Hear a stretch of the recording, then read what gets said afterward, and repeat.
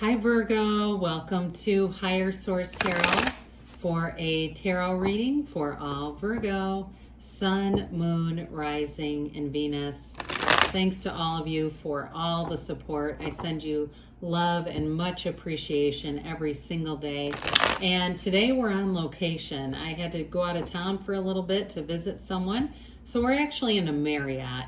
Now I'm staying alone, so I don't have any problems with reading here because this is sacred divination. I've been reading a long time.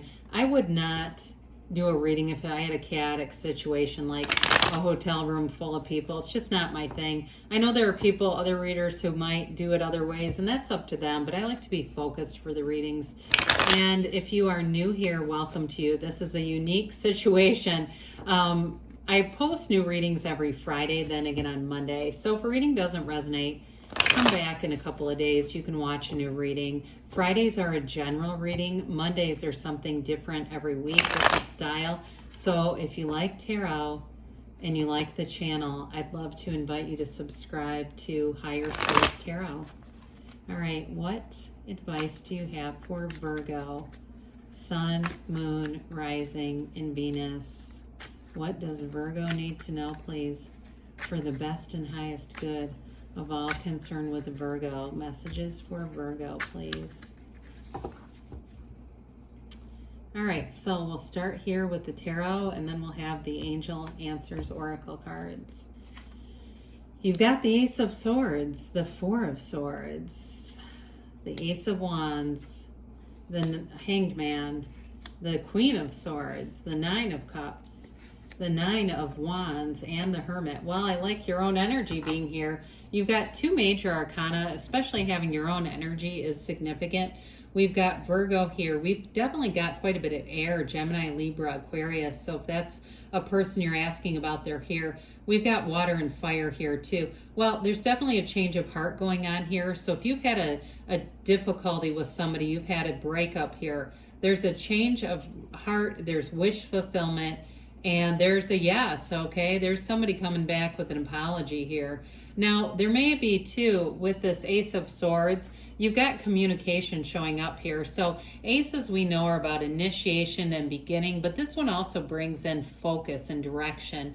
And half the battle with manifesting is just being clear about what we want. You know, sometimes people will say, how come the readings change so much? Well, how much do people change their minds?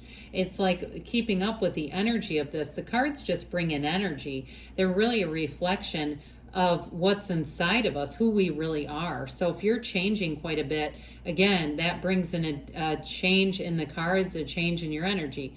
Now this brings in some consistency. It brings in mental clarity, focus, and you also have the yods or the odds of the tarot. I've heard it said both ways. Somebody corrected it, but honestly, I've seen even on some spiritual teachings, like people that do this really for a living, they've said it yods. So anyway, it's these little droplets. They're just telling you you're being divinely guided. And the Ace of Swords, there's a few things that are important about this. First of all, the sword is upright. And that's important because it tells you that it's for your best good. It's for your highest good. But it's also in your favor. And then the sword cuts through the crown of the ego. So with that, anything that's been a block because of the ego or people's pride or things like that, you're going to cut through it and move forward. Well, the Four of Swords allows you to get back to center. It gives you stability, okay? The fours are like the four legs of a table. So you get through to this place where you can really quiet your mind. You get away from all the conflict, all the noisy stuff. And when we go through life with a noisy mind and an armored heart, we can't manifest love. We can't manifest gains.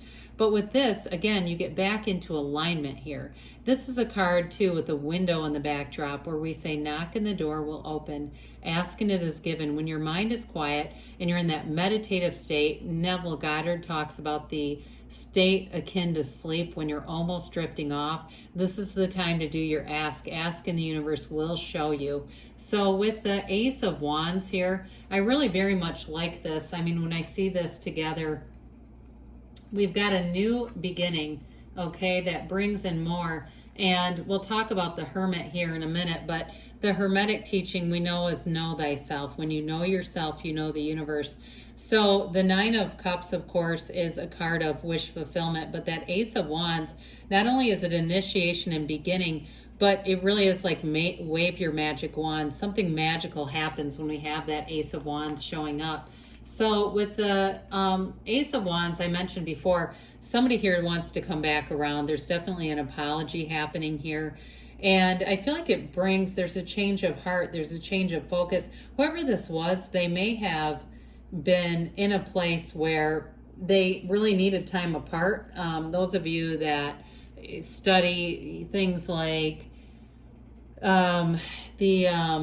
oh God, I was going to say the dark night of the soul, but when you study some of those more mystical things, there may have been lessons that they needed to learn that they could not learn with you. Okay, there was something about that breakup that was necessary. But with this Ace of Wands too, for others of you, it could have been you that needed to have time away to learn about yourself, because in a new beginning, you come through as a complete person, that you really are in this place where you bring forward exactly what you want. You bring forward this energy of attracting exactly the right match for yourself. Like I said, it's wave your magic wand. So you've got the Yods of the Tarot there too. Now in the Ace of Wands too, in terms of career, I should say this. This is a card too though, where you can't wait to get started. You're excited here. You have a fervor for your life, a fervor for anything new that you're beginning. And it's an exciting time. So it's really one of those things that reminds me of like being on vacation for the first day, and you can't wait to get out and see the environment and surroundings around you. Every day you wake up and say, something cool is going to happen to me. Well, the Hangman comes in, and this is a renewal. It's surrender to win. So you let go of old ideas, you let go of limitations, and when you change the way you look at things, the things you look at change. With this Hanged Man, there's an important number sequence to this. In the month of April is a strong association with the Hanged Man, but it's also 412, 421, 413 are important numbers here. So there may be shifts around those times that you notice in your life. You may get a phone call from somebody who says, we haven't talked in a long time, and I know it's time for us to talk. I know it's time for us to come back together. With the Hanged Man, you really do have a reversal of viewpoints, but there's wisdom here. So you will find too that people are attracted to you because you're very easygoing, you're non-judgmental in this energy, and you may be attracting somebody back too, Virgo, who's also not judgmental of you. Don't we want that just as much as we push ourselves to not have judgments? We want people in our lives who also do not bring in judgments, strong judgments, and bring in limiting beliefs, quite frankly. This is a very open mind, and like I said, you've got an open mind and an open heart, so you're ready to receive. Now, some of you, I mentioned before, you may have a new beginning with a career or a job. And the Queen of Swords is very no-nonsense, direct communication. Again, though, with an upright sword. So it's not done in a harsh way or a disciplinary or punishing way. It's just information, right? And so when you get it from this kind of an angle, it brings clarity, but she also has a great sense of humor. So you may have, in a job, you may have somebody who works around you that's a very good teacher. They're very straightforward, or it could be you too. And they get to the point, they're easy to learn from. If it's you also, you're easy to learn from, but you've got a wonderful wit in this energy. She is the widow of the tarot. She's known pain. So with this, it can be a card of learning from the past. You know who you are, but you don't live in pain. You don't live in suffering. Pain happens in life, but the suffering is always optional. It's if we choose to stay there.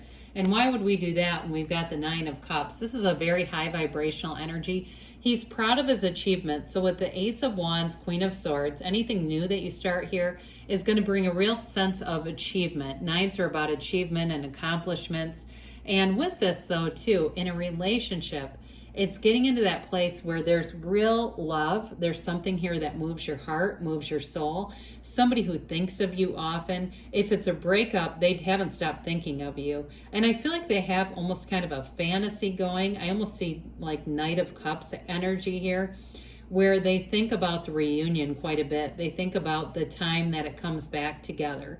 And so with this Nine of Cups, it really brings in an energy of law of attraction too. It's high vibrational energy though. All the waves in his gown and the waves in the cloth that hold those cups, it's important energy. So we have another 9 here with the Nine of Wands. The Nine of Wands, though, is the wounded warrior. You've got a conquering spirit here, Virgo, so nothing really holds you back. Like we talked about with the Queen of Swords, you've known some pain here. You have definitely paid the price of contrast, but through that is the growth, okay? Through that is how your life is expanded.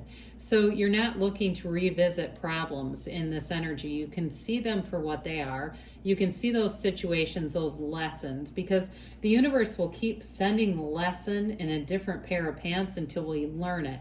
You have learned the lesson here, so it's time to move forward. And the Hermit tells you you're actually on the right path. Now, the Hermit has been showing up, I feel like, in a lot of readings lately, and it may just be our need for that higher wisdom. The Hermit holds that lantern and guides you through the night, shows you where to go next. It is a card, though, meditation, spirituality. I see somebody sitting in, like, it looks like a salt cave or something, and maybe you just have a lot of salt lamps and crystals around you when you do your meditation. But I do feel like it raises your vibration, especially if you're somebody who likes that sort of thing. A lot of our energy just depends on what we believe more than anything else. However, with the Hermit, this is definitely an energy where you're gaining wisdom, you're having the right guidance, so you're making the right decisions as you go forward. There's definitely a relationship here and a new beginning for somebody. So let's see here what the angels have to say for Virgo, please. What does Virgo need to know, please? For the best and highest good. Okay, associated with Virgo.